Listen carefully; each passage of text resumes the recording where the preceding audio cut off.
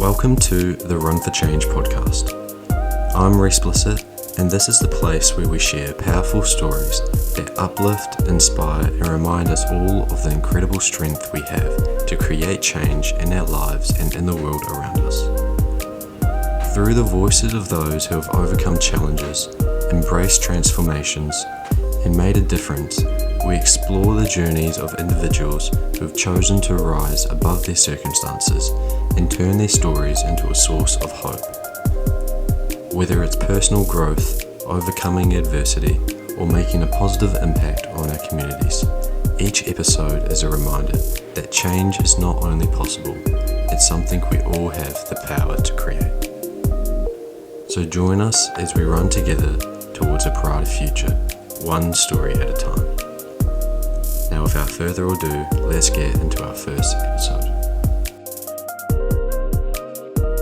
Hey everyone, and welcome to the first ever Run for Change podcast. Today we are welcoming the awesome Brooke Azzopardi, where she's going to be sharing her story on domestic violence. Hey Brooke, how are you? I'm good, thanks. How are you? Good, thank you. Thank you so much for coming here today. Thanks for having me. Yeah, so just starting off with some questions. Can you tell me a bit about yourself today and who you are outside of your story of domestic violence? Yeah, sure. So I'm originally from Australia. I moved to New Zealand in 2012. So I've been here for quite a while now. I live with my lovely husband, Johnny. We've got 4 beautiful children. We're a blended family. And we spend most of our time running, we've got 2, we're both self-employed, so we've got 2 businesses. I'm the owner of Lime Real Estate, which is a boutique real estate agency in North Canterbury and Christchurch. And my husband runs his building company, Bellbird Construction. So that keeps us really busy, but and of course running 4 children as well and a very full household.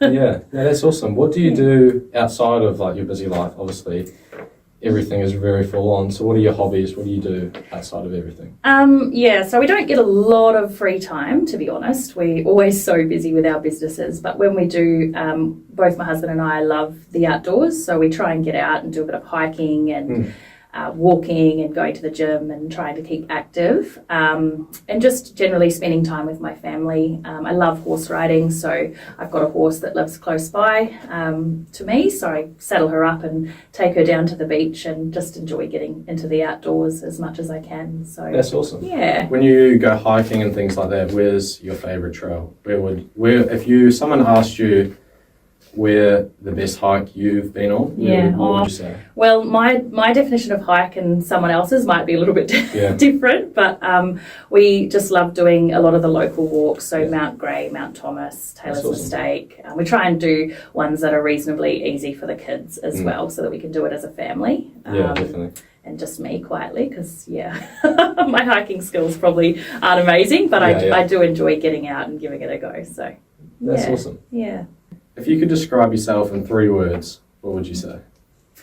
Oh, that's always a hard one. 3 words doesn't seem enough. No. But I would first one would be probably independent, quite an independent person. And I think, just with the upbringing that I had and the life that I've lived, I've been on my own since I was 14, looking after myself since I was 14. So very, very independent. Even in my adult life, it's not very often that I accept help or support. I sort of tend to do things on my own. The other one would be quite driven, so I'm always looking for that next challenge, the next goal. There's always something bigger, better that I'm trying to achieve. So really, really driven person naturally, and probably I would say empathetic, which is a positive, but also sometimes a detriment to myself as well. So I really feel a lot for other people, and sometimes that can be a bit of a burden, because I listen to stories and I listen to podcasts and watch movies, and I feel a lot of pain for people, want to help them. So that's a good thing, but can also be quite detrimental. Yeah, definitely. For the amount of time that I've known you, I definitely agree with those things. Brooke is very important and what we hold quite close to Run for Change, and also myself. Brooke came across sort of our journey last year when we did our 137 kilometre run. Yeah. And yeah, Brooke has really just been a supporter pretty much since day one. And yeah, all those, the 3 ways that you've described yourself is what you've shown to us. I've loved getting all the comments and things on our posts, just lots of support. And yeah, so we really, really appreciate you. And yeah, we definitely agree with those. Thank you. Those 3 words. Now, going into Brooke's story and why I've welcomed her on to today's podcast is obviously I've just said that Brooke has came to us and supported our journey through raising money and awareness for domestic violence towards women and children. And me and Brooke along that sort of journey have had quite a lot of chats because we've got quite a lot in common. With our sort of life experiences and things like that around domestic violence. And yeah, pretty much I gave her the opportunity to sort of share her story for what I've sort of done in the past. And that was something that she was really, really keen on, sharing her story to help others and inspire change around a topic that needs to be looked upon and raise more awareness on.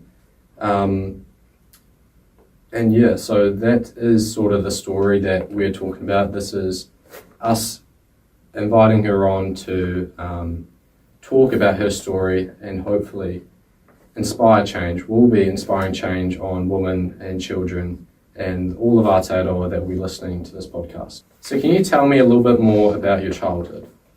Yeah, so when I was little, I lost my mum to domestic violence. My dad took her life. I have a biological brother who I went through the journey with. I was quite young at the time when it happened, so I guess my journey is a little bit different to yours in that you sort of lived through your life with those experiences of domestic violence, whereas for me, I didn't really as such live with that with my mum, but I was so young when it happened. But I have experienced all of the aftermath that came with that, obviously losing both my mum and my dad on that day.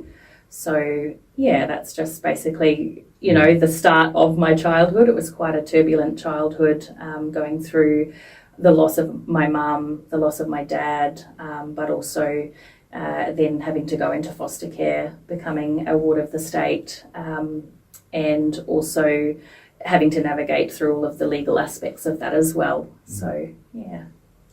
Looking back to your childhood, how do you think losing your mum and your dad, sort of around the same time, how do you think that affected you looking back and how it's affected you today?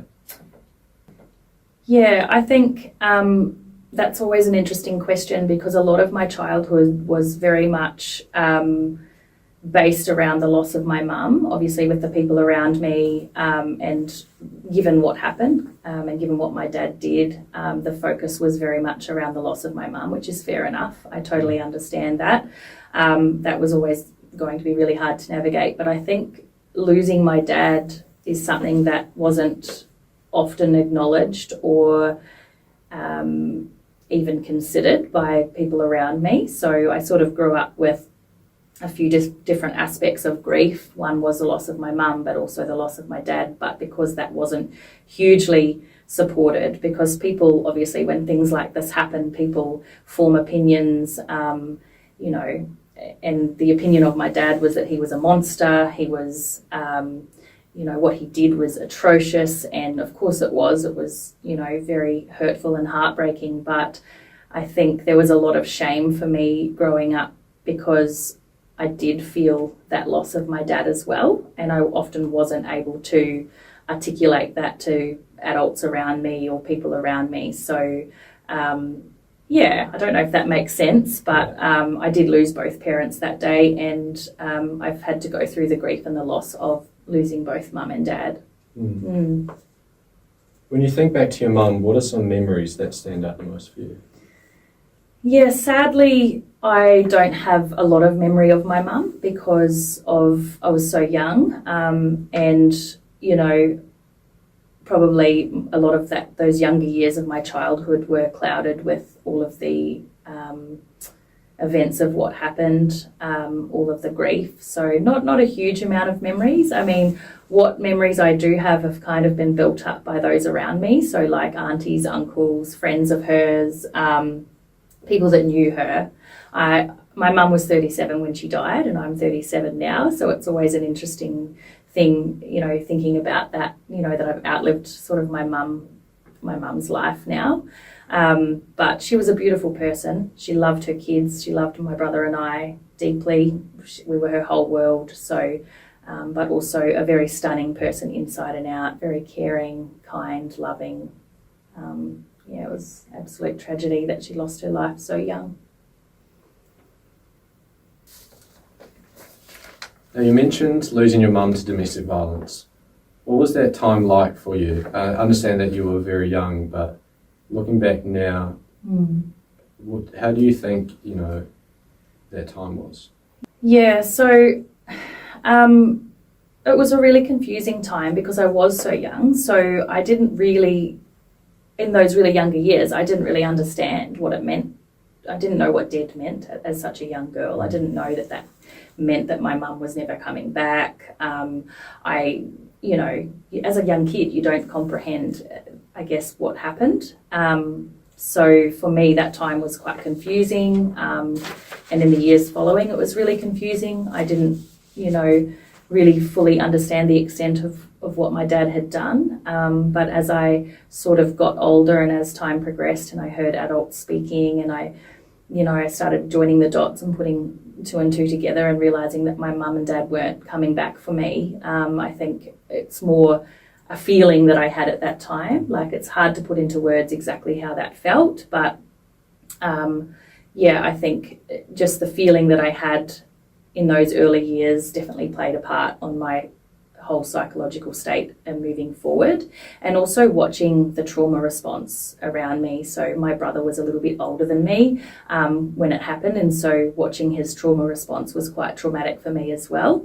And I think as a kid you sort of build up in your head, your own fears. I was extremely scared of my dad. I was extremely scared of the story that I knew.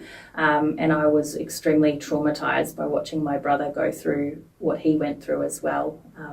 Night terrors. I had lots of nightmares myself throughout my life. I was very scared of the dark, and, there's a lot of things that went on. So, losing my mum to domestic violence, it was definitely more the after effect that has affected me throughout my life.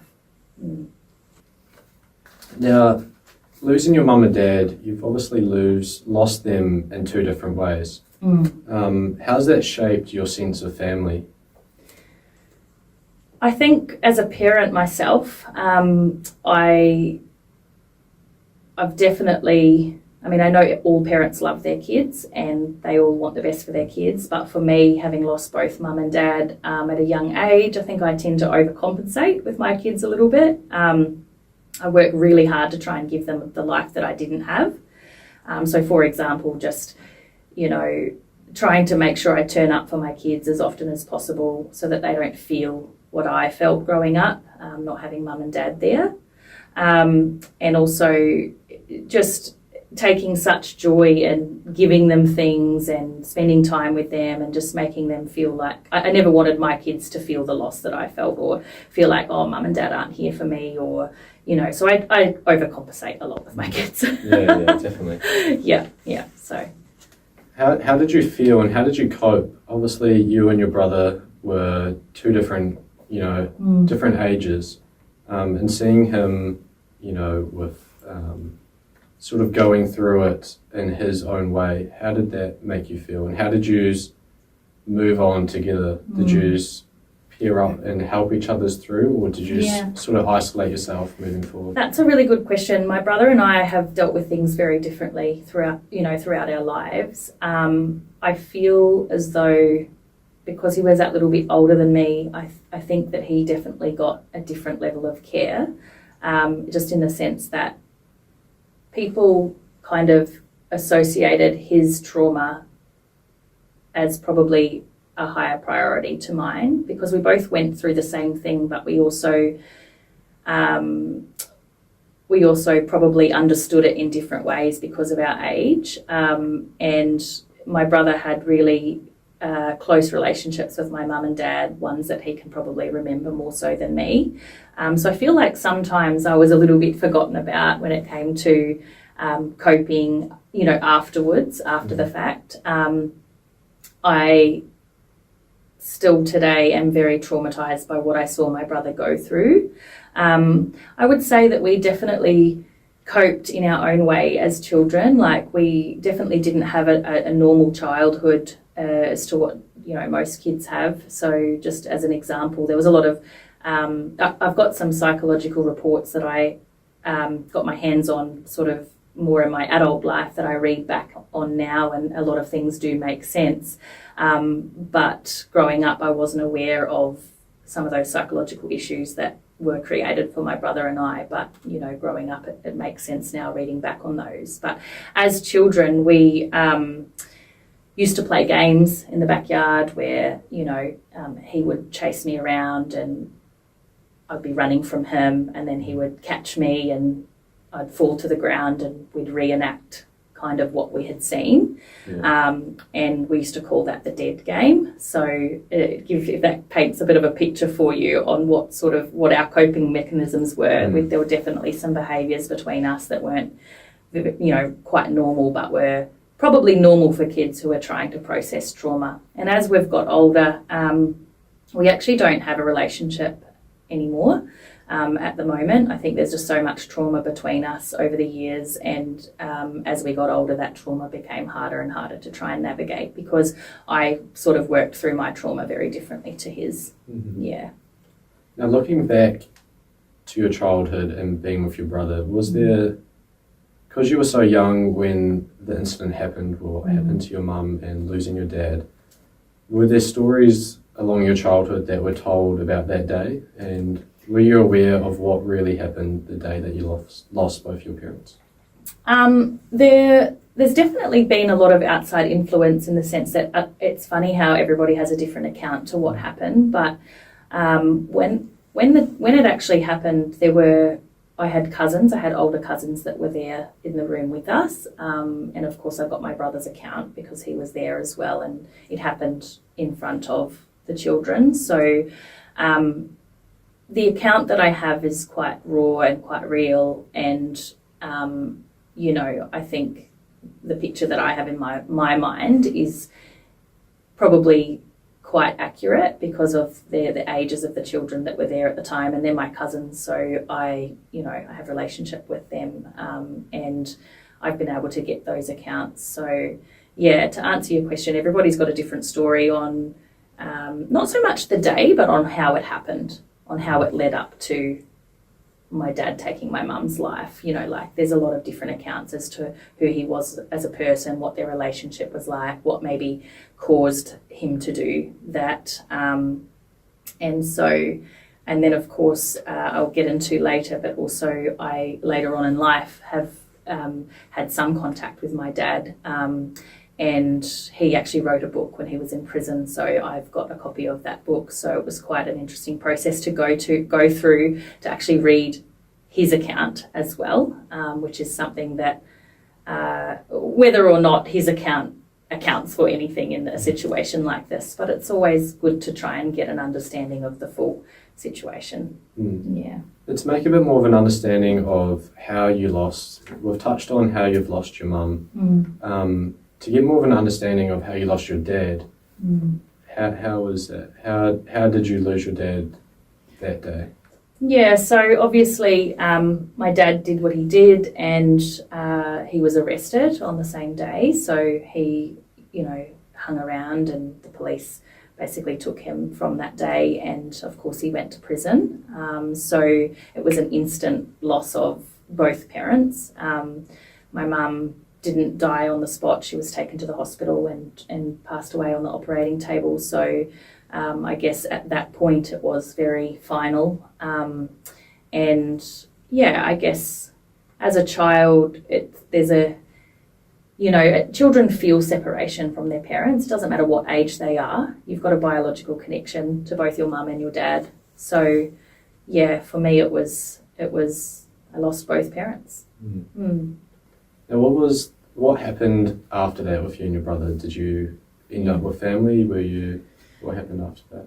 Yeah, so we ended up with my auntie and uncle. My mum had quite a few step siblings, so we went to one of my aunties and her husband, so she's my godmother, and we stayed with her for, I think it was around 2 years. They had 2 of their own children, so it was a little bit of a complicated situation for them because, you know, to get 2 kids overnight when you've already got 2 children and you're trying to work full-time jobs, it was a hard time for them.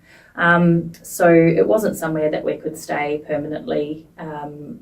You know, I'm sure if they could have had us permanently, they would have. But yeah, it was a situation where it was only sort of temporary. And then after that, we ended up with another one of my mum's step sisters as well. So, and with that family, who I call my foster family, I stayed with them from that point on until I was 14 and left home. Yeah. With being in a foster home, obviously it's awesome that you were able to stay in family. Yeah. How was it?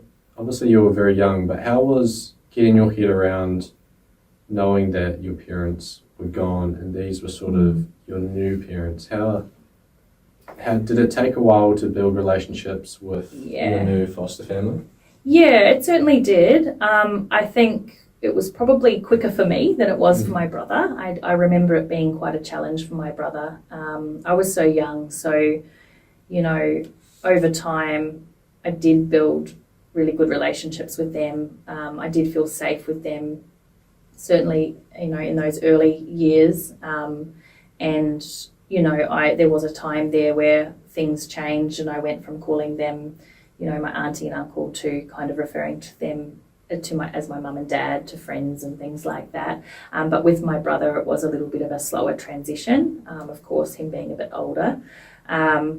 There's always going to be a transitional time. They didn't have kids at the time, so it was just we were their sole focus. Of course, the dynamics change a little bit when they start having their own kids and their own family and as life goes on. So, yeah. How did you feel your experiences going through foster care and sort of the aftercare system, you know, the system where you get put in with one family and then you got put in with another? Did you feel, what was your experience with that? I don't really feel like there was any support from an external factor. I mean, I felt supported by my foster parents at the time, but other than that, as for aftercare, there wasn't a lot of it. I remember doing a little bit of work with a psychologist very early on in the piece, but that's about it. There wasn't really a lot of aftercare. There was no one checking in to make sure we were okay. There was I don't believe there was a lot of financial help or really anything to lean on. So from that point on, I feel like a lot of the emotions and the turbulence that we went through, we navigated that quite independently. Yeah, which is sad. Yeah. Do you believe it was quite regular that this would happen?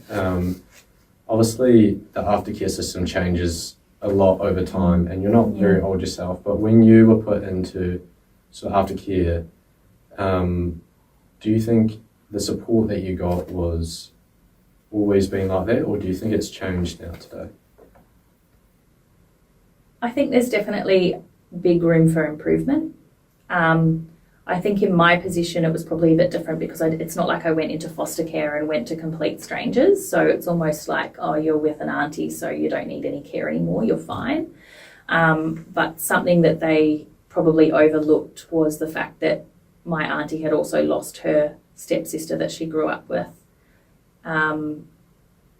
to murder. So that's quite a big deal. And she was also probably navigating her own grief as well. And so just to leave 2 young kids who were not just normal young kids, but quite troubled young kids, had a lot to work through, a lot of baggage to unpack, but also to put them in the care of someone who also had her own baggage to unpack as well was probably an oversight. And I think that happens more often than not to victims of domestic violence when there's, you know, they get handed over to family. Sometimes a lot of the time there's not enough support for those families. Yeah. These people don't necessarily know how to navigate traumatised children. They're not qualified for that. They can only raise those children with the tools that they have in their toolbox.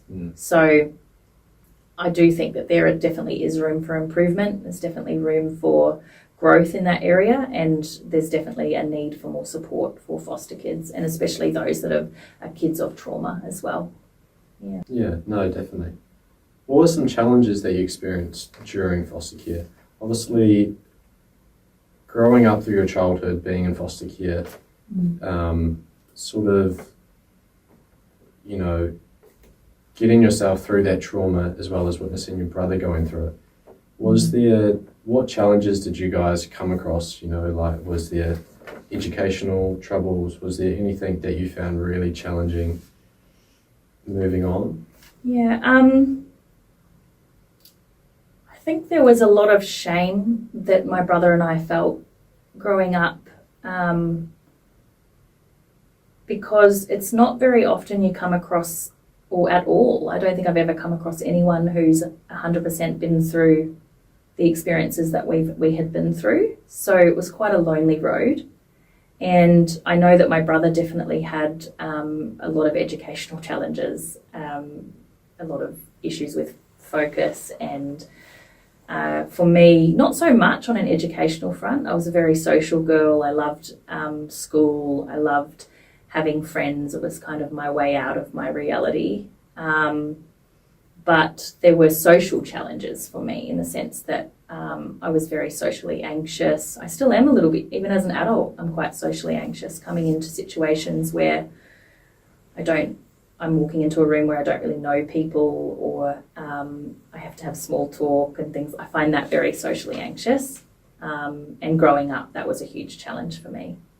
Not being able to be open with people about what our experience was and what we'd actually gone through. It's not something you just be like, hey, I'm Brooke, I lost my mum to domestic violence. Like, it's not, you know what that's like. It's not something you just kind of talk about. And I remember when I was quite young, when I was about 8, I just had a memory kind of flashback. I had a best friend at school. I would have been, probably about 7 years old. And I had a best friend, and I confided in her and told her what I'd been through, how I lost my mum. And then, of course, gave her nightmares. So as a kid, not realising that what I had lived through isn't a normal thing that kids should process. So I remember getting into quite a lot of trouble for that, because I had shared that with her, and her mum got really angry because she was then having nightmares, and I kind of got a bit crucified for it. So from the age of 8 to probably the age of 12, I never told a single soul of what happened to me. So I very much internalised a lot of my pain, a lot of my grief. I didn't want to tell anyone ever again, because I'd lost a best friend over that at such a young age. But yeah, that's just something I remember as a child going through, which sort of made me feel quite isolated. Yeah, and socially anxious, because I was always scared of saying the wrong thing. Yeah, definitely. Sort of relating from my personal stories, going through like education and being at school, I found it very hard to focus, like you said. And sort of wondering if you were the only one. Were you aware that when I was in school, I always wondered if there was anyone else in the classroom that was going through that, or is this very normal for this to happen? Other people actually experiencing it as well. That was something that I thought quite a lot. Did you have any similar? Look, not really, to be honest. I don't relate to that 100%, but probably the difference is because you were going through that day-to-day domestic violence. But for me, I had really, rather than going through that day-to-day domestic violence experience, I more went through a really tragic one-time event. And so I knew that a lot of my friends around me hadn't been going through that, because I was meeting their families, I was meeting their mums, I was meeting their dads, I was, so I was very aware. So it's probably different in that way. But none of my friends knew that about me. So I often had that thought, like, I always went through life being someone that I'm not. Does that make sense? The people who were around me in my childhood and through school, and even my best friends growing up, they never really 100% knew me entirely as to who I actually am inside, because I didn't talk about it. I didn't externalize what I was feeling or what I'd been through. And there's also another element to that as well, in that I was on witness protection from the age of 8, I think it was, to the age of 18. So there was an element of you're not allowed to talk about it, which suppressed a lot of emotion for me. And so as I got into my teenage years, I ended up with quite a lot of internal anger and anxiety, and just, you know, it wasn't until those later years that I started actually processing a lot of what I was feeling. To touch a little bit on witness protection, as you were so young, what were you told? Obviously, not everyone knows what it would be, but what were you told about the witness protection? What were you told from people? So basically, I came home from school one day and there was a big removalist truck in our driveway. And so I think I must have been in my second year of primary school. I'd made really good friendships and absolutely loved school, and then just got home one day and there was a removalist truck there. And we were sat down and just told that we were going to be moving that day. We would not see our friends ever again. Sorry. Yes. And that we were going to be given different names, and just start a whole new life. So it must have been very tough for someone so young to sort of comprehend. Yeah, it definitely was. And it was something I didn't really understand at the time, but it really hurt. And I didn't really understand how from that moment on my life would change considerably. I was given a whole new identity that I lived with for 10 years. I was taken away from family that I wasn't allowed to see anymore or speak to very, very rarely. None of my family were allowed to know where we lived for our whole lives. So that was, really traumatic. And yeah, we just grew up in a whole different identity, I suppose. And my foster parents, they made that choice. They chose to do that to keep us safe because, obviously our father went to prison, and when he was in prison, he wrote a lot of threatening letters to us, and I guess they were fearful that he was going to come after us and that he was going to hurt us or them or even their children. So my foster parents did what they thought was right for us and put us into the program, the witness protection program. Yeah. How has the mindset evolved on you, being put into new schools with a different name and sort of limiting what you can say to people and friends, teachers? How has that sort of evolved your mindset from your childhood and sort of now, today? I think it's made me very conscious about what I say to people, even coming here today and sharing my story. And, there's been, over the last few days, there's been a deep anxiety inside me because it's something that I've been conditioned to not talk about my whole life. So to come here today and sort of bear all and talk about what actually happened to me is really out of my comfort zone.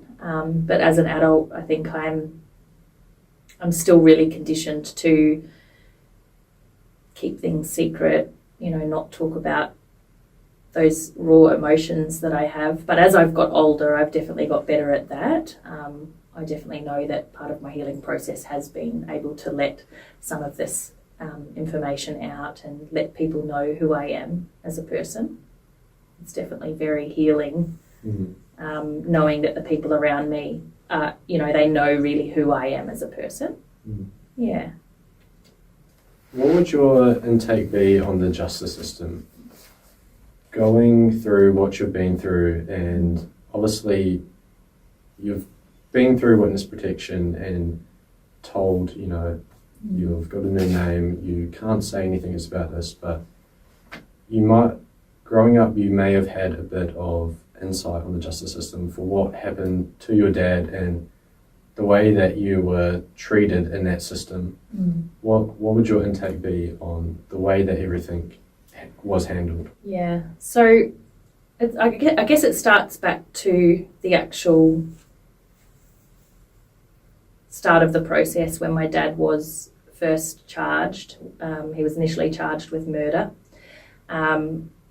premeditated murder. He drove 45 minutes across the city with a knife in his overalls, so he knew exactly what he was doing. He went to see my mum with the intention to frighten her. Whether he had an intention to take her life, I don't know. That's arguable. But going through the court system was, I believe, a really, really unfair and unjust process, because he was initially charged with murder, to which he claimed not guilty, but then he was later offered a plea bargain for manslaughter on the basis of diminished responsibility. So if he took that plea bargain, he would get a considerably lesser sentence. And at that point, our family had no control or input into that process. So our family never got the opportunity to actually go through a proper trial to get justice. So he only served 4.25 years in prison for taking my mum's life, which is horrendous. And you hear about stories like this all the time. This is not a singular story. It's, there is no real justice through the justice system for domestic violence as a whole, or just, for someone taking a victim's life. It's horrendous. How would you improve the justice system? How would you like it to happen during your time? I think that plea bargains are rubbish. I think that that's a very lazy way of dealing with justice. I think it provides a lack of closure for families and victims. Do the crime, do the time. I think I know that both men and women can be victims of domestic violence, but as you know, we do see the scales are a little uneven, and a lot of the time it is against women and children, the more vulnerable. And I just think that there needs to be a bigger emphasis on the repercussions around that, because the perpetrators do need to be held accountable for what they're doing, so that it minimises it happening so regularly. Victims need to be heard. Victim impact statements need to be heard. The justice system needs to take this whole issue more seriously, because the fact that he only got 4.25 years had a massive flow-on effect throughout my whole life. I had to worry for that 4.25 years that my dad was going to get out of prison. I was scared shitless that whole time. I had nightmares continuously. I didn't know what was going to happen to me after that time. It's that flow-on effect of these perpetrators coming out and getting out of prison and then just living a totally normal life, even though they've taken someone else's life. Yeah. I totally agree. Speaking from two different experiences, obviously you've lost your mum and your dad was the outcome of that. For me, it was more, domestic violence towards my mum. And speaking from two different timelines, I don't personally think from the experiences that I've had that the justice system has gotten any better, which is a big worry for today and for the future of, future victims of domestic violence. But yeah. Absolutely. And I think also, just touching on that, I think when we talk about domestic violence and we look at what's happening around the world, but also in Australia and New Zealand, it's very much focused on victims. And I understand why, because obviously we've got to support victims, we've got to educate them, we've got to help them get out of the situations that they're in, provide safe houses, women's refuge, all of those things that we put a focus on. But there doesn't seem to be a real focus around the core issue. And there doesn't seem to be a huge amount of support for the perpetrators. And I know that sounds like a really weird thing to say, but the education around domestic violence, it doesn't start at home. I'm sorry, I disagree with that. It does in some sense, but quite often the perpetrators learn the behaviour from home. And often there's no education. A lot of the people who are the perpetrators don't even know that they're perpetrators. They don't even know that they're abusers. They're not even aware because they've never lived a different life. That's how they grew up. They've seen it. They've witnessed it. They've watched their dad do it or their grandfather do it. So we can't rely on it starting from home, as in the education. It's got to start in the education system. It's got to start in external systems, not reliant on parents doing the right thing, or because often those parents, like I said before, they only know how to parent with the tools that they've got.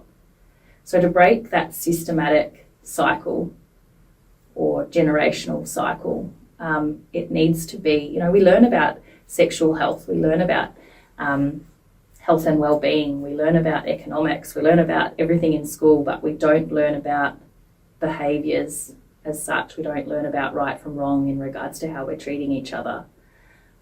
So in my view, there's not enough of that. It needs to start with the education system, so our young boys and girls are actually aware of their behaviour to start with. That's my view anyway. Now, looking back into the relationships that you had with your foster parents, what was that like?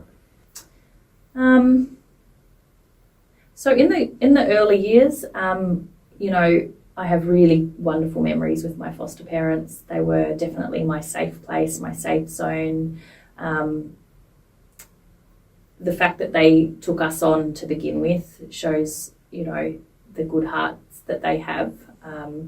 It takes a pretty wonderful person to take on two kids that are not your own, and two quite traumatised children that are going to come with long-term issues as well. I think that sort of reflects the good hearts that they have.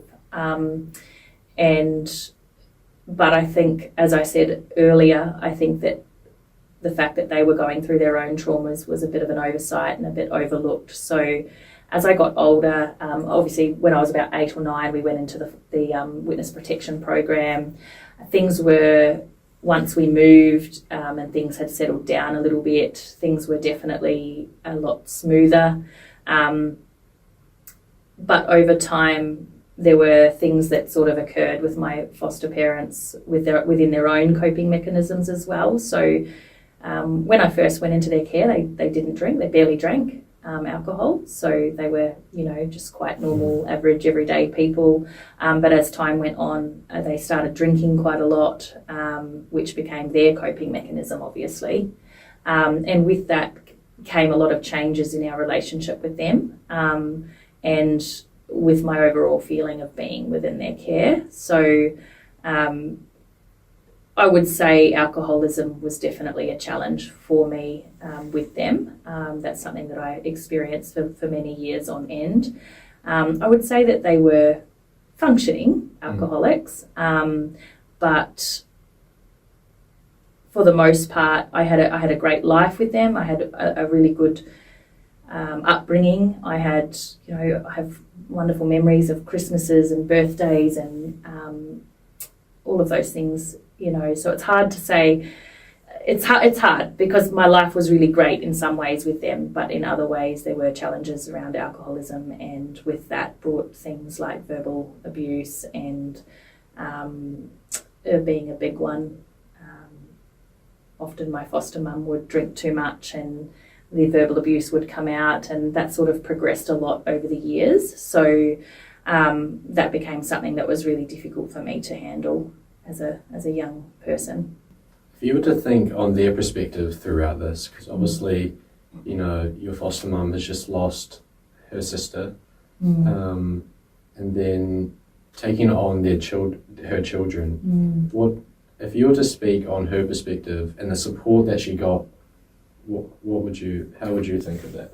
Yeah, I definitely think that they would have been far better off if they were given support. I don't feel like there was very much support for them at all. In some ways, I feel really sorry for them, that they were navigating through that alone, and it wasn't just the loss of her sister or the constant court cases that they had to go through following on from that, but it was also the fact that they had the upheaval of their life as well. They made a decision to put us into the witness protection program, and that included them and their own children. And so, you know, that's all really traumatic things. So from their perspective, I understand. I understand that they needed a way to cope as well. It is really difficult to feel both love and resentment towards people who did such a wonderful thing for me. I constantly do feel, you know, like indebted to them for what they did, for giving me the opportunity that, I mean, I had far better opportunities with them than I would have if I had have gone into the actual system and gone in with strangers. I was very lucky for what they did for me and my brother. We were able to stay together, which was awesome.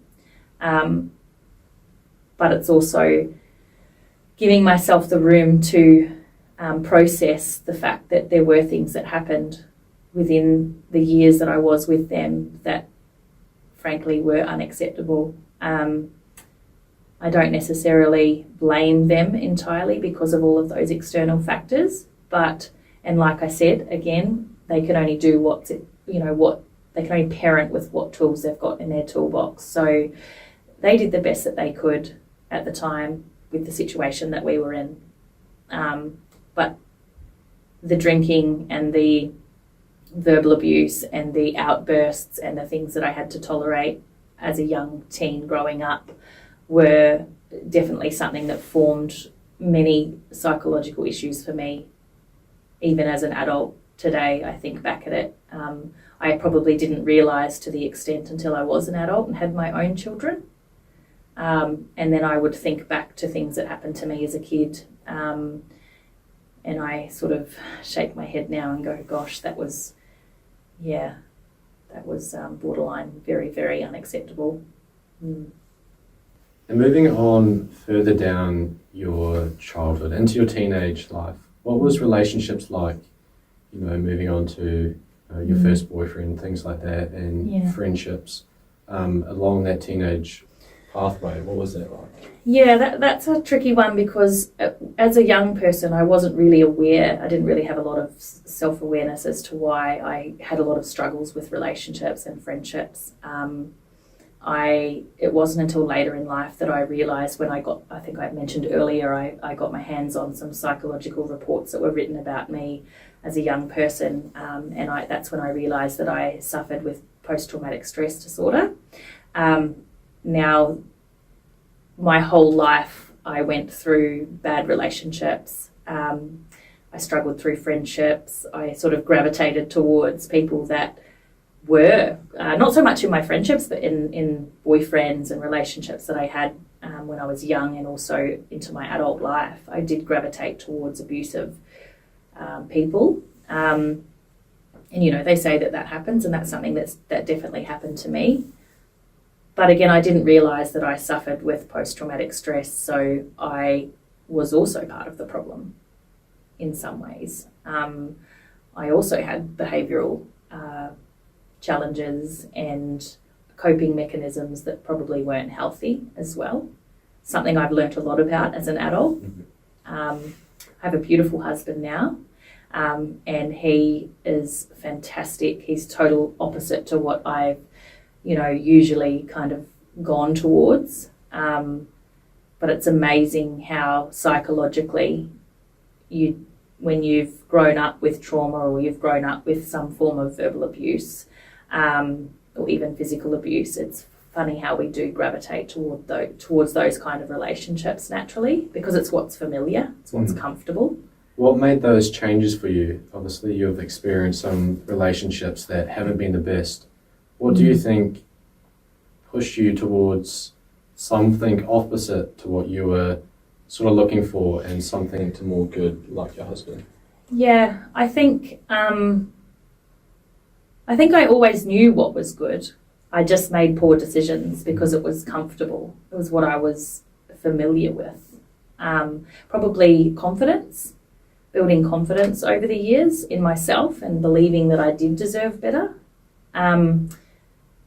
When I was younger, when I was about 13, I had like a real self-awareness moment where my very best friend, I used to go to her house and have sleepovers quite a lot, and she had the most wonderful mother, just loving, caring, attentive. She's still in my life today. I just really, really adore her. She's a lovely lady and a wonderful mother. And I remember having that sort of light bulb moment of, one day we were going to bed, and we were like 13. We didn't need to be tucked in, but her mum still came in and tucked us in and laughed with us and carried on, and we just had a really good, fun time. And I remember going to sleep that night and just thinking, my life is not normal. This is what life is about. This is the kind of mum that I want to be to my kids. And I think that kind of flows on to relationships and friendships as well, because I knew what felt normal by going through those experiences, by seeing how other people interact in their families, by seeing how husbands and wives were. Like, I knew what I wanted. Does that make sense? I knew what I didn't want to be, and I knew what I wanted. So I've always had that. It's very difficult to break the cycle. You always fall into those traps of what's comfortable. Where would you say your breaking point was in your life? Would you say the relationship with that would be your breaking point? I would say, I think that would have been, I was 13 when that happened. And then I had quite a turbulent year that year with my foster parents, particularly my foster mum. We really started butting heads, and, like any teenage girl, I found my voice and sort of went, you can't treat me that way and you can't do this to me anymore. And I kind of just had enough, and I sort of decided, actually, I'm not going to live like this anymore. I need to take the reins and start making decisions for my own life. I don't need to be a part of this anymore. And I decided to leave. So I was 14 at the time, and I've been on my own since then. So, and it's been an uphill battle the whole way, just trying to just have a different life, just try and give myself a different life, different opportunity, believe that I can be better and do better and not have to live like that anymore.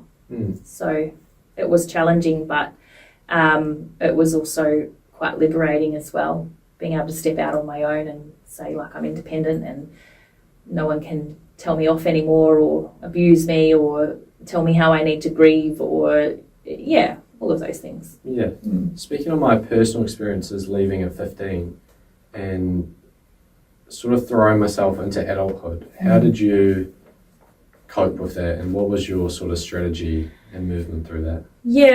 I don't know that I've had a real strategy. I was a bit lost for quite a while. I couch surfed a lot and ended up staying with a lot of my friends' parents, or at the time one of my friends' mums had a separation, so she had a spare bedroom. She just moved into a house on her own, so she offered me up a room there, and I was still trying to go to school and sort of be a child and get my education, but also had that adult element now where I had to fend for myself. And so I worked 3 jobs. I had 3 sort of part-time jobs, and then went off to school and did my school thing. And I stuck it out for as long as I could, but I ended up leaving school in the end because it is one of those things where you just can't.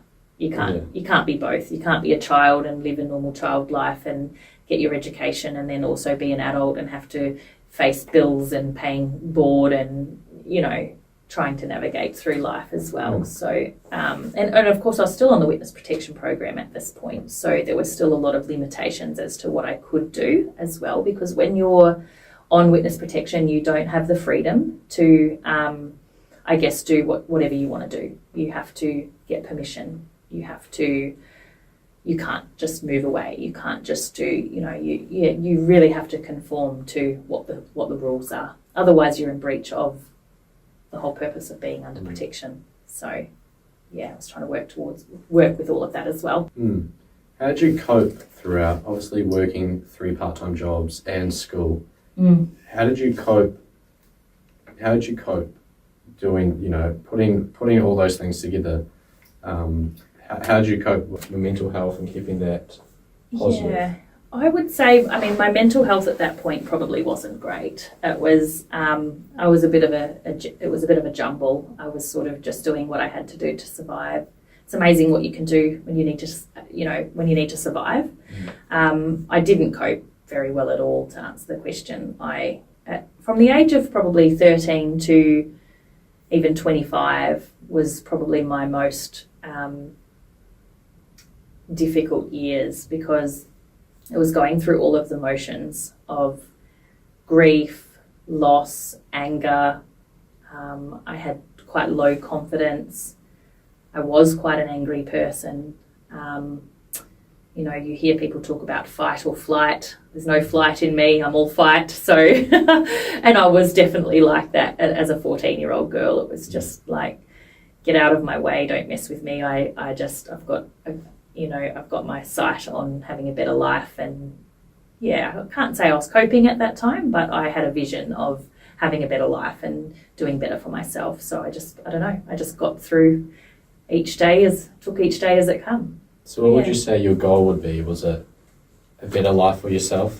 Would you say that would be what got you through everything? Yeah, a better life for myself, but also just knowing that I had to cope day to day. There were so many emotions always running through me, so I just had to cope with every day as it came.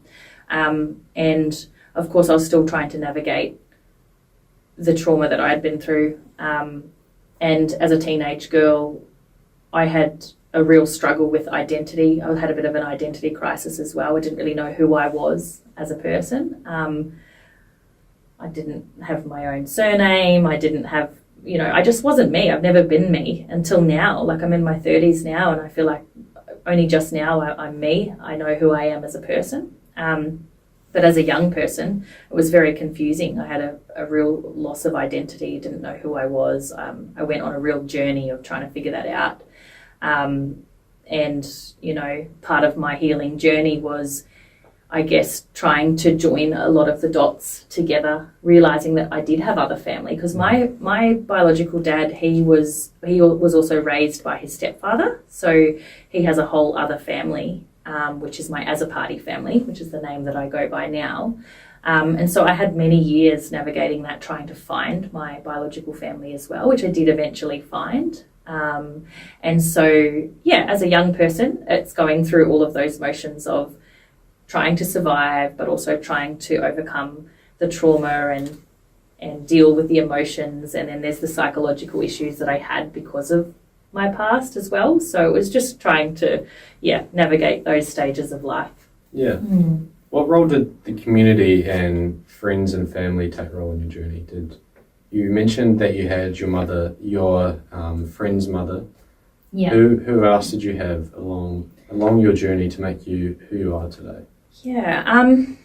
I guess there were a few key people in my life that I can think of over the years that, you meet a lot of people, you come across a lot of people, but there's always those ones that stand out to you that maybe helped you more than others or saw you for who you were.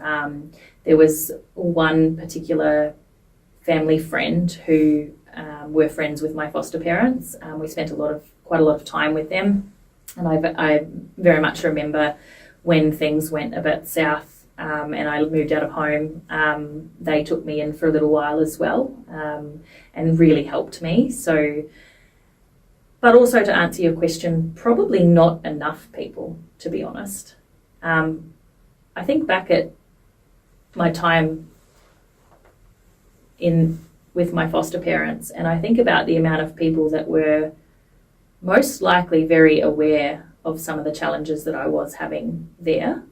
probably not enough people actually spoke out or said, hey, these people need support, or this child's going through something. Like no one reached out and actually said anything, and I think that's a common issue today as well. People turn a blind eye to what goes on. So I wish I could say that there was more people that actually stood out to me, that actually helped me, but not as many as I would have hoped.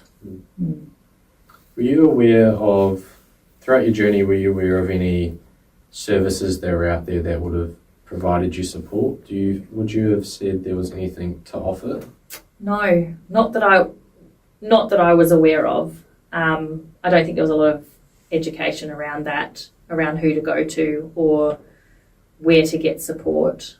It was kind of a funny thing growing up. I was so accustomed and so conditioned to just not talk about things as well, so I didn't really go searching for help, or it just never really crossed my mind. Have you had experience with a counsellor or a mentor that you could share this with? Not really. I remember seeing a psychiatrist very early on in the piece. I still remember his name, Dr. Delaforce. He was quite a well-known, I think he's a psychiatrist, well-known psychiatrist in Australia who spends a lot of time, I guess, talking to high-end criminals, and so it was kind of weird that I was talking to him, but I suppose he had a lot of experience with kids of trauma. So I remember talking to him very, very early on in the piece, but I'm pretty sure that was because they needed psychological reports for court cases and things like that. So, but as a support mechanism, no, I don't remember ever really. I think we had some family counselling at some point, like very early on. But other than that, I had very little counselling. I had very little support network. And like I said, it wasn't until later on in my life that I've actually realised that there are actually psychological effects that I have been living with, but wasn't necessarily aware of. So that's been an interesting thing to go through. That sort of things like PTSD, obsessive compulsive disorder, which sounds like a weird thing, but I guess because my life was such a shambles and so out of control, the only thing I could control was myself and I guess my environment, like maybe my bedroom and then as I got older, my own life. So if things don't go even today I struggle, if things don't go as planned, it really throws me. It throws, it takes a lot for me to come back from that. I just get really thrown. I like my house to be clean and in order, and that's obsessive compulsive disorder, and it's something that I live with, and that's a direct effect from childhood trauma. So, and that amongst other things. Well, what's some advice you would give our listeners to give someone to support another person that may have been going through something that you've gone through? So what would you tell that person if they were to ask you for advice for them to support them? How to help another person going through that? I think my biggest advice would be not to stay silent. Like if you see someone that's potentially struggling or potentially in a situation of violence or even just an unhealthy situation in general, stop being silent. Stop turning a blind eye. And, if you've got a mate who's either going through this or is the perpetrator of domestic violence or any kind of violence, speak up. Like something has to be said, report it, be a listening ear. If you've got someone who's a victim of that, be a listening ear. A lot of kids, a lot of youth, they carry on with generational abuse because they're not aware. They have no awareness. They've grown up in it. So they've got absolutely no idea that how they live or how they behave is wrong. And so as adults, we're all responsible to have eyes wide open. And if we see a child that maybe has less opportunity than others, or maybe we know deep down they come from a background of hardship or challenges, be that you don't have to save them, but be that person that might plant the seed or show them a different way or offer support, offer a safe zone. Because I feel like a lot of adults in my life could have made such a difference had they have had the guts to say something. There's definitely adults in my life that I can think of that knew exactly what I was going through. They knew that my foster parents drank as much as they did. They witnessed me be abused by my my foster mum, in those moments of drunkenness. They witnessed me as a child finding her passed out, and having to call the ambulance and having to do all of that as a child. They witnessed all of that, but yet no one said anything. Not one person reported it. Not one person came to me and said, "Are you okay? Do you need somewhere safe to go?" To answer your question, I think if you are someone who sees this sort of behaviour or knows someone going through that, have the guts to do something about it, because that could make a difference in that child's life or that person's life. And leading on to the rest of your life, how old were you when you really realised that you wanted a change in your life and you wanted to be the best person you can? How old were you? So I had my first daughter quite young. I was 17, so I was a teen mum. And that on its own came with a lot of challenges, but I raised her for her first 2 years of life. And so I would have been 19, and I'm not sure why it changed or what made me kind of go down this path of I need to take action and do things that are going to heal me because psychologically I'm going down the wrong path. I think I was 2 when I lost my mum, and then so raising my daughter until the age of 2, something kind of clicked in my mind, and I realised how difficult it was to raise a child for that first 2 years of life. And for some reason that did something inside me that made me go,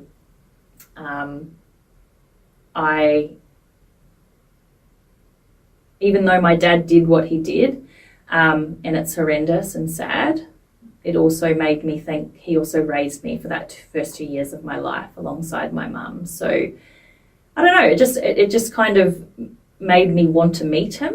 I had this such strong loss of identity, not knowing either of my parents really, but it just also made me want to heal and brought like a sense of I want to understand why he did what he did. I've spent my whole life listening to stories from other people about what a monster he is and their version of who he is as a person, but I never really got to make that decision for myself.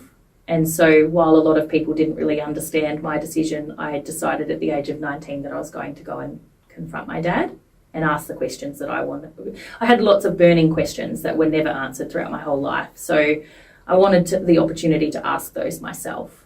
I'd say at the age of 19, I knew that something had to change. I knew that I had to really face my fears. I had decided to leave the witness protection program and go out independent, irrespective of what my family was doing. That was their choice to remain in that if they wanted to. But I decided that it was time for me to move forward. It was time for me to face my fears and really take control of my life that's always controlled me. So I went down and met my dad. I got to ask him the questions that I wanted to ask him, and I got to make a decision for myself about who he was and what his motives were and whether there was any remorse there. And so I think that was a big, huge turning point for me in my life, because from that point on, I feel like I started healing. I'd closed a really big part of the chapter. I'd ticked off that box and gone, now I know who I am. Now I've looked the man in the eye who made me. I've met my maker. So I think at that point, I made that decision that I was going to move on with my life. and heal. Sorry. It's okay.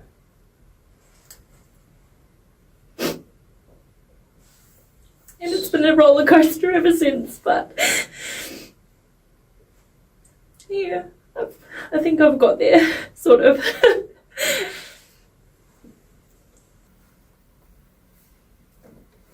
And how do you carry your mum's memory with you today?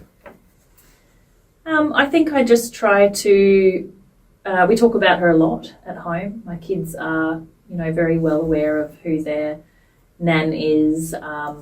We try and keep her memory alive by celebrating birthdays and, I guess just talking about her and trying not to focus too much on what actually happened, but more talking about her as a person. And also not letting her story be forgotten as well at the same time. So while trying not to focus too much on it, I do also try and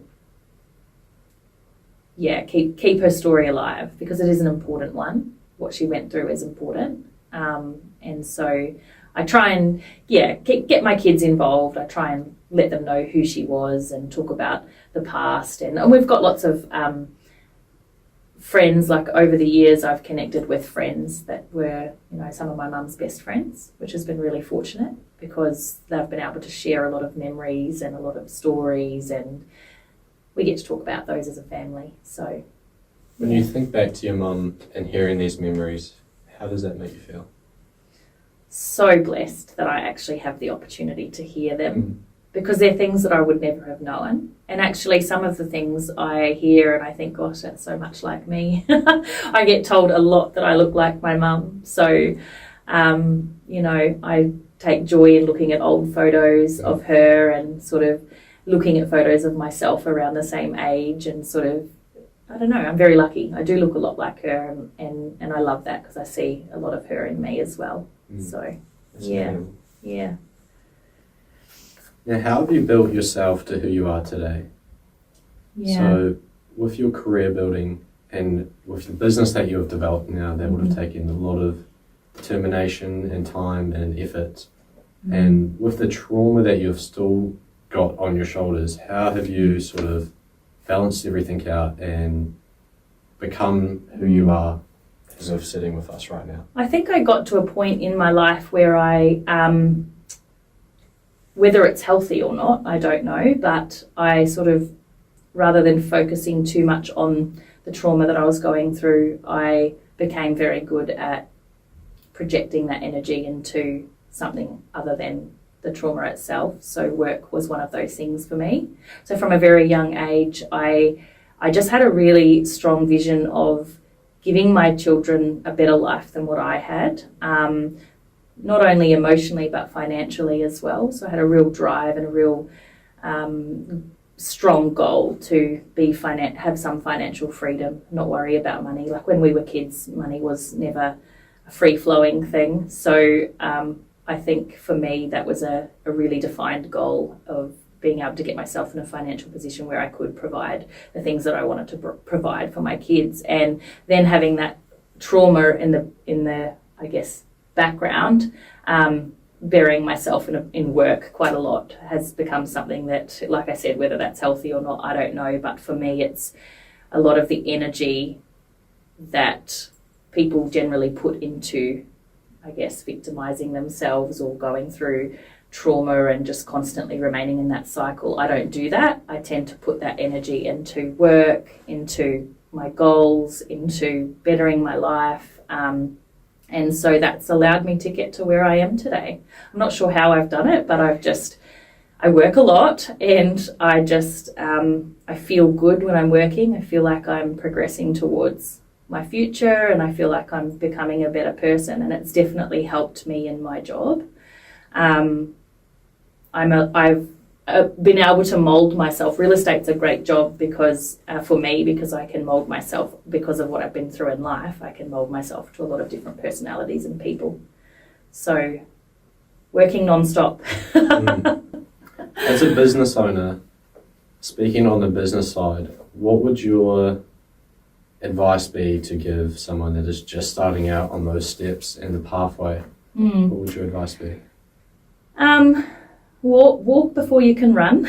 It's very up and down. The first 5 years of business, I found, is definitely very up and down. It doesn't happen overnight. I just think that, being consistent is key. So,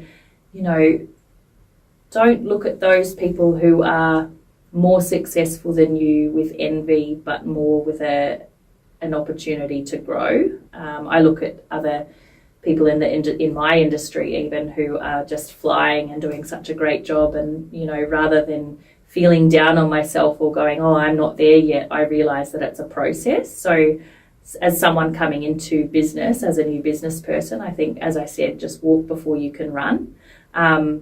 Every day, just take every day as it comes and remain consistent. And when you put the hard work in, the benefits will follow. And I'm finding that. I'm in my 6th year of business now. And I had a goal, like when I was 21 and I was working in real estate, I was working in property management at the time. I remember saying to one of my colleagues, I'm going to own my own agency one day. I'm going to have my own brand one day. And at that time, at 21, that felt so far out of reach. I just thought, gosh, I'm never going to have the finances to be able to do anything like that. Because I didn't have finances. That wasn't something I've had to make. So, I think that would be my advice, is just to have a goal. No dream or goal is too big. You've got to have a goal to be able to make it. So dream big and, don't limit yourself. Don't limit what you can do. Don't worry about what other people are doing. Just focus on yourself and consistency. That's awesome. Yeah. Now I'll leave you with this last question, and this is more based towards the listeners. And what would your advice be towards a woman or a child or anyone experiencing domestic violence? What would your advice be to them, and what would you say to them? There is support out there. And I think if you're someone who is concerned about someone else who's potentially going through domestic violence, you should definitely report it. I know there's sometimes a question mark. Do I, don't I? Am I going to cause friction? Am I going to make the situation worse? And that's sometimes the reason why people don't report domestic violence or abuse, is because they're worried about losing connection with that person, or they're worried about making things worse, or they sometimes just think it's not my problem. But it only just takes one phone call sometimes. You can report abuse anonymously. And I just think, if you see it, report it. That's the biggest thing. Or reach out to that person cautiously and let them know that you are a safe person, and if they need help, that you're there for them, because I think that doesn't happen enough. If you're a man and you've got a friend who is a perpetrator, you need to say something. You need to stand up for what's right and not just turn a blind eye. If you're an adult and you are witness to or worried about a child who's in a situation of whether it be verbal abuse, physical abuse, because domestic violence doesn't have to be just towards, spouses. It's children, it's cousins, it's aunts, it's uncles, it can be anyone within your close network of people. So I think if you see those things happening, you do have a responsibility to report it, even if it's anonymously. There are organisations out there that will help. If you're not sure who to go to, just calling the police as a start, or Rangatamariki, or Women's Refuge, or there's a lot of Shine. There's a lot of different organisations where you can contact and get help or make a report. Yeah, definitely. And we'll link those organisations and links below to this podcast. But what would you say to someone or a victim that is currently being affected by domestic violence? What would you say to them? What would your message be to them to seek help and to sort of make a change in their life? Yeah, I think it's really hard to or really easy, I should say, really easy to lose faith in yourself and not believe in yourself as a person, because that's the whole purpose of domestic violence, is it does break you down and it does make you believe things or react to things differently to how you usually would. But I think if you're suffering domestic violence, you just need to know that there are people out there to support you. There are other people who have been through similar things. And it's, you just have to remember who you were before that abuse started. You only need to look inwards and remember who you are as a person. And a lot of the time, people who are going through domestic violence, they know right from wrong. They know when they're in a situation that is not healthy for them. And the other thing I would say is the people who question people or victims of domestic violence, like, why don't you just leave, or why are you putting up with that? It's about having understanding of what that person is actually going through. Don't be that person. Don't ask someone why they didn't leave sooner, or why they did. There's obvious reasons why they don't leave. The most dangerous time for a domestic violence victim is when they choose to leave. So I think if you're in that situation and you want to leave, and you want to leave, or you have to leave, it's about reaching out to the right people, putting steps in place to ensure your safety. Don't try and go it alone. Bring people into it who are qualified and willing and able to help you through that situation, because it is a dangerous time. Most women who are killed from domestic violence is usually when they've left their perpetrator, and it's generally because of poor organisation. There are so many great organisations out there who can help through that process, so don't be afraid to reach out to those people and put a plan in place, rather than just getting up and leaving and thinking you've got this. Make sure you've got people around you that can support you through that. And just know that there's a better life out there. So, yeah, something to look forward to. That's awesome. Yeah. Now, can you give us a bit of an insight to why you reached out and you came on this podcast? What made you show up today to speak out to everyone about your story? I think, obviously, I first came across you by watching you with your run that you were doing, listening to your podcast, and sort of thinking, hey, that's really cool that you could get on there and share your story. And I think for me, I navigated a life that was extremely lonely, very isolated, didn't really have anyone to relate to or reach out to. So I think just, obviously coming on here and sharing my story was a mix of nerves, but also fear, because I had never really openly talked about it before. So this is quite a big deal for me. But I guess just having that thought that maybe one person in a similar situation might come across my story and go, hey, there is someone else out there that's been through this. There is hope for the future. And I think for me that was enough to just go, yeah, I want to do that. I'm keen to do that. Just knowing that I could help one person. That's quite empowering, and it sort of makes what I've been through worthwhile. You can go through a lot of diversity, but if you don't do something good with it, then it kind of goes to waste.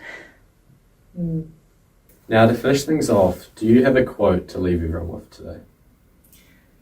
Yeah, so I did hear someone say one day that when we lose someone we love, we've got a responsibility to live our life like they're seeing through our eyes. So I thought that was really special, and something that really resonated with me, because my mum was 37 when she lost her life, and I'm 37 now, so it makes sense to me. I've got a responsibility to live life to the fullest and to overcome the adversities that I've gone through, and that's exactly what she would want me to do.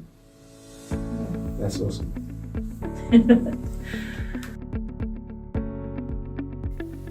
Domestic violence is a topic that affects so many, but it's often hidden behind closed doors. By sharing Brooke's story today, we hope to shed light on realities faced by countless women and men around the world. If you or someone you know is experiencing domestic violence, please reach out for support. There are resources and people who care and are ready to help. Remember, you are not alone and there is always a way out. We encourage you to continue conversations, educate yourself and others, and raise awareness around domestic violence. If you are in need of help or want to support someone, call 111 or reach out to organisations dedicated to supporting survivors, such as Women's Refuge, Shine, and so much more that we will link below of this podcast. Thank you for listening and for being a part of the Run for Change podcast. Stay safe, stay strong, and let's work together to create a world where everyone can live without fear.